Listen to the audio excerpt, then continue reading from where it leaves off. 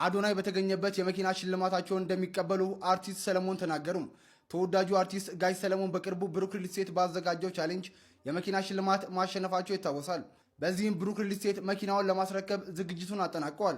አርቲስቱ ሽልማቱ እውን እንዲሆን ላደረጉት ለሁሉም ኢትዮጵያውያንና ኤርትራውያን ታላቅ ምስጋና በማቅረብ የሐሳቡ ጥንሳሽና ጀማሪ የሆነው አዶናይ በተገኘበት የመኪና ሽልማቱን ለመቀበል መዘጋጀታቸውን አስታውቀዋል። ቲክቶከሩ አዶናይ ሰሞኑን በፌዴራል ፖሊስ ቁጥጥር ስር ውሎ ምርመራ የተደረገበት እንደሚገኝ ይታወቃል። ልጁ በጣም ፌመስ ነው። 3.5 3.8 አሁን እንደውም 3.9 ሚሊዮን ተከታይ 170 ምናምን ሚሊዮን ላይክ ምናምን ያለው ልጅ ነው። ትልቅ ነው። ይሄ በጣም ትልቅ አቅም ነው። እኛ ጋር መተዋውን ማስታወቂያ እንትን ምናምን የሚያሰሩ ሰዎች እኮ የእኛን የህዝብ ተቀባይነት ምን ያህል ሰው ያቸዋል የሚለውን በማየት ነው የሚመጡት። እና እስቲ ምንድን ነው አላማው ምንድን ነው? ሄድን እና ቁጭ ከፊት ከምናምን ነው ምናምን እንግዲህ የለም እዚህ ጋር ነው እንደውም ኋላ ነው ቁጭ አልኩት። ቁጭ ብለን ስናይ እንደዚህ ነው ቱር ነው ምናምን ዘወሊት እንግዲህ ርዕሱ ላይ አልተስማማው። ይሄ የእንትኑ ታይትል ቃሉ እያልኩ ነጥራው መልህን ምክንያቱም ፈቃደኛ ስላልሆንኩ ነው እሱን ለማለት እና እሱ ፓርት ደስ አላለኝ። ከዛ ውጪ ጉዞ ይሄዳል ልጆቹ ጋር በየአገሩ በየምናምኑ የሚለው ነገር ብዙም ከባድ አይደለም። አየናይ ጥሩ ነው እንግዲህ ይሄን ቢቀይሩ ጥሩ ነው በራስህ ምክንያቱም እዛ ጋር ያንተ መድረክ ስላልሆነ መናገር አችልም። ከዛ ፎቶ እንነሳ ተባለ። አዳራሽ ውስጥ ያለ ሰው ሁሉ ፎቶ ሲነሳ ነበር። በአጋጣሚ ስለወጣ ፎቶ ተነሳን and just go ወደ ቤቴ በቃ ይሄው ነው እንደው ዝም ብለህ ጥቅሉ ነገር ይሄው። ይሄ አንተ ልታቀለው ፈልገህ ነው እንጂ እነማን አንድ ታዋቂ መምህር ናቸው፣ የቅኔ መምህር ናቸው እና አንድ ቅኔ የማያውቅ ሰው ቅኔ ላድርግ ብሎ ተነሳና ተጫወተበት አሉ። በኋላ እሳቸው ብድግ ብለው ካልሄድኩ አሉ። ኧረ ምን ነው ተብለው ሲለመኑ አይ እነማን ነበሩ መባል አለ፣ እንዲህ አይነት ነገር ሲደረግ እነማን ነበሩ የሚባል አለ። አንተ ስምህ የተከበረ ከነማንም ጋር እንደዋልክ በኪነ ጥበቡ ዓለምም ሰራዊት ፍቅር የመጣ ሲባል ራሱን የቻለ እሱ የተገኘበት ከተባለ ስምህ ማስታወቂያ ነው። ይሄ ልጅ ደግሞ አንተ እንደውም የተከታዮቹን ብዛት ቆጥረህ ሁሉ ይሄ ቢዝነስ ነው።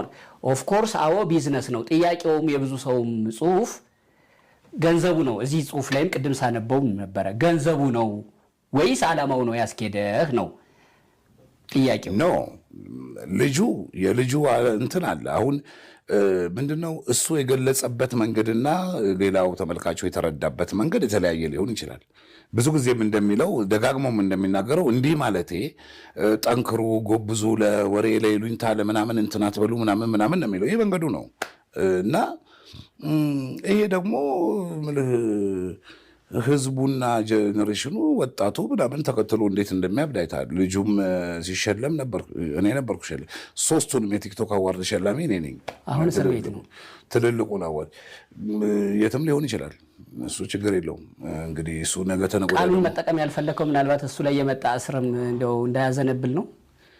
አይ እኔ ብዙ ፈቃደኛም ስላልሆንኩ ነው። እኛም በግልም ነግረነዋል። ከዛ በኋላ እንዴት ተሳስቶ ደግሞ እንደገና ትንሽ ከፍ አድርጎ እንደተናገረው አላውቅም እንጂ ልክ አይደለም። ይሄ እንደዚህ ይሄ ባይሆን ጥሩ ነው። በቃ ይቀር፣ ሌላውን ነገር መስራት ይችላል። ምክንያቱም በጣም ብዙ ነገሮች ይሰራሉ። የሚገርም አይደለም፣ ብዙ ነገሮች ይሰራሉ እዚህ ሀገር ከዛም በላይ የከፉ እና ገንዘቡ እኔ ፎሎወር ስላለው ገንዘብ ያገኛል ወይ ገንዘብ ይከፈለዋል ወይ ምናምን ይሄ የኔ ፓርት አይደለም። እኔ ሜንስትሪም ወይም ደግሞ ሌጋሲ ሚዲያው ላይ ያለው ሰው ነኝ።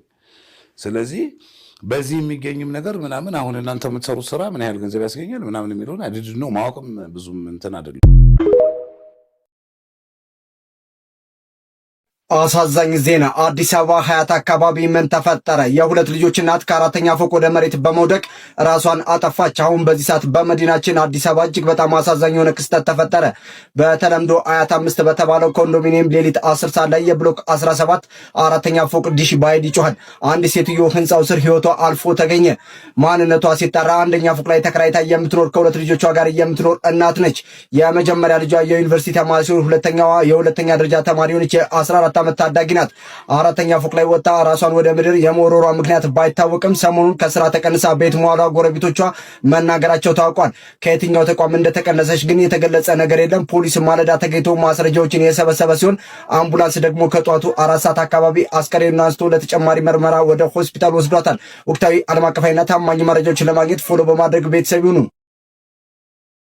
ቢራ በአፍንጫው የሚጠጣው የግለሰብ ዓለምን ጉድ እያስባለ ይገኛል። ይህ ከላይ የምትመለከቱት ግለሰብ ቻይና ሉዋንጂ ውስጥ የሚኖር ነዋሪ ሲሆን ሙሉ ጠርሙስ ቢራ በ15 ሰከንድ ብቻ በአፍንጫው በመጠጣት በርካቶችን እያስገረመም ይገኛል። እስኪ ሙሉ ቪዲዮ ልጋብዛችሁ። Free Shell Place holidays available with 22 kilograms of baggage included. ሊፕስቲክ የምትጠቀሙ ሰዎች ከፍተኛውን ጥንቃቄ አድርጉም። ሰሞኑን ይፋ የተደረገ አንድ ጥናት እንደሚያሳየው ሊፕስቲክ ውስጥ የሚገኘው ካድሚየም የተባለ መርዛማ ኬሚካል ኩላሊት፣ ሳምባ፣ አጥንትና የነርቭ ስርዓትን ሊጎዳ ከመቻሉም በላይ ለካንሰር ሊዳርግ እንደሚችል ተመራማሪዎች ተናግረዋል።